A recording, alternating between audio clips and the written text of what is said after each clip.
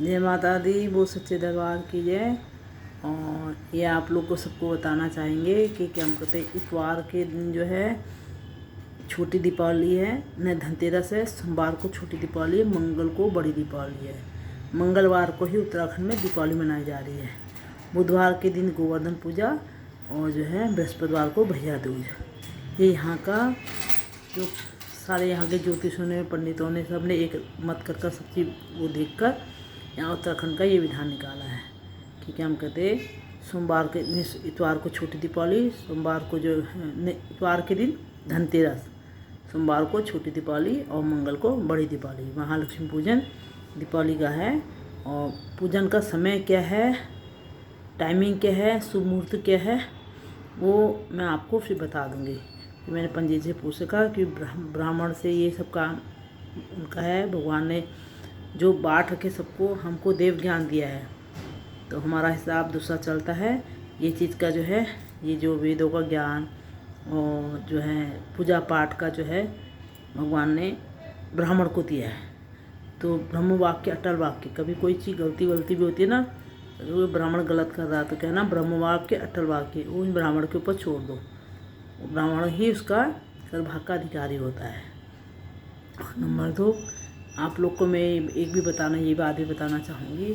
कई लोग जो हैं नाटक में भी भगवान को नहा धुला देते हैं, कहते कुछ नहीं होता है। हम उत्तराखंड में जो है, हमारे उत्तराखंड में है, जब तक का 10 दिन तक का 11वें दिन नामकरण होता है, 10 दिन तक का आप लोग को छूट देती है। 11वें दिन सुबह से आप पूजा पाठ कर सकते हो, क्योंकि उसी घर को, उसी परिवार में रह जाता है नामकरण का, जहाँ बच्चा हुआ है 11वें दिन नामकरण का। और आप 10 दिन में नाटक का कह देना ना, 10 दिन ही नाटक जो है, तो 10 दिन तक, उसके बाद 11 दिन आप सुबह पूजा कर सकते हो। पर पीपल है, ये हाँ मरछूत पड़ी है, 12वें दिन पीपल होता है। जब तक आप पीपल में जल नहीं जलता है, जब तक आप वहाँ पीपल का काम शुरू नहीं होता है, पीपल में जले, तब तक आप देवता को नहला नहीं सकते हो।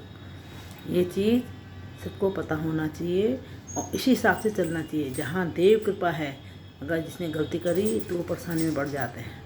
और फिर हम भगवान की जो है अघोर में डालोगे तो फिर अघोरियाट हो जाता है, पीना खाना, ये उल्टी सीधी चीज़ बीमारियाँ बहुत चीज़ें हैं। तो इसलिए इस चीज़ का ज्ञान होना चाहिए। और नाटक हो रहा है आपको, तो देवता को जब तक शुद्धिकरण नहीं होता, देवता का आप कोई सामान भी नहीं खरीद सकते हो।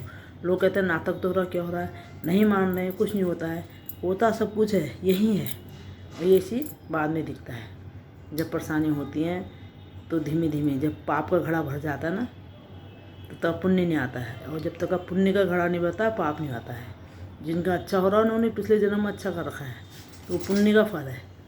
और जब वो घड़ा भर जाता है, फिर पाप करने लग जाते हैं, फिर पाप का घड़ा भर जाता है, तो अति हो जाता है, तो अति का अंत फिर तब होता है। इसलिए हर चीज़ होती है, हर चीज़ को समझना चाहिए। देवभूमि में तो बहुत ही होती है, बहुत ही ज़्यादा, क्योंकि यहाँ प्रत्यक्ष शक्तियाँ हैं। यहाँ जो है उजागर करी हुई नहीं है, अपना आप प्रकट हुई है। हम स्थापित देवता नहीं है यहाँ पे कोई भी। हाँ, शक्तियाँ जब पहाड़ों में अपने देवभूमि से लाकर अपनी जगह पे पूजा का पाठ करने के लिए आते हैं, पर शक्ति तो वहीं में विराजमान रहती है। इसलिए हर किसी को अपने अपने उसमें धर्म में रहकर ही जो जैसा चलता आ रहा है उसी से करना चाहिए, उसको मानना भी चाहिए।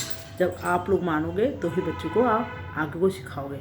तभी तो बच्चे कह रहे हैं कुछ नहीं हो रहा है, ये नहीं हो रहा है, चंचल चलायमान हो जा रहा है, फिर कह रहे हैं ये हमारा कहना नहीं सुनना है, हमारा ये नहीं हो रहा है, ये हो रहा है। तो ये सब चीज़ें, बड़ों की सब चीज़ें बच्चों को लगती हैं। इसलिए आप लोगों को मैया का भी ये ज्ञान है कि आप लोग इस चीज़ का नियम का पालन करा करो। जय माता दी। और किसी को भी कोई चीज़ पूछना हो, आप कमेंट में लिखकर पूछ सकते हैं, क्योंकि ये माँ पूर्णागिरी का जो चैनल बना रखा है, आप लोग के लिए ही, इसी ज्ञान के लिए बना रखा है। क्योंकि बहुत लोग गलतियाँ करते हैं, बहुत लोगों को पता नहीं है, क्योंकि कहते हैं हमारे बड़े बुजुर्ग तो कहते कुछ नहीं होता है, बताते ही नहीं हैं।